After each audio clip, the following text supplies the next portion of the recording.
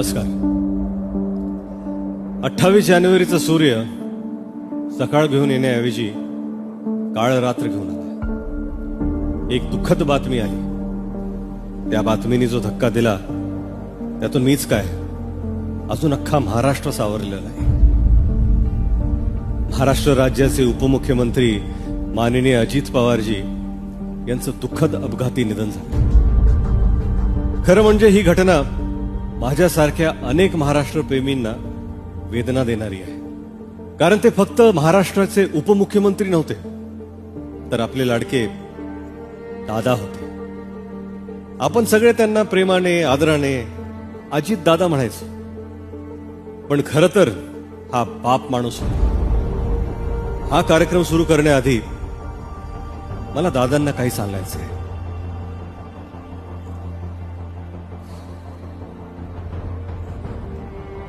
प्रिय दादा, आज इथं उभं राहून तुमच्याबद्दल असं बोलावं लागेल कधी स्वप्नातही वाटलं नव्हतं. खरं तर तुमच्या शब्दाने, शैलीने, नजरेच्या धाकाने समोरच्याला निशब्द करण्याची ताकद तुमच्यात होती, तुमच्या शब्दात होती. पण तुमच्या जाण्याने आज महाराष्ट्र निशब्द झालाय. दादा, तुमचं व्यक्तिमत्व म्हणजे शिस्त, माया आणि सामाजिक जाण याचं त्रिवेणी संगमच. तुमचं रागवणं सुद्धा समोरच्याला कौतुकाची थाप वाटायची. तुमच्या असण्याने काय मिळत होतं हे तुमच्या नसण्याने जाणवत राहणार आहे. अनेक वर्ष रखडलेली कामं तुमच्या एका आदेशावर पटकन मार्गी लागायची.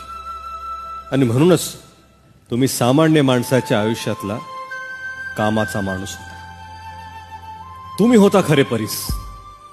तुमच्या संपर्कात, सहवासात येणाऱ्या प्रत्येकाच्या आयुष्याचं तुम्ही सोनं केलं. तुमचा दिलखुलास अंदाज, मिश्किल स्वभाव प्रत्येक मंचावर आठवत राहील.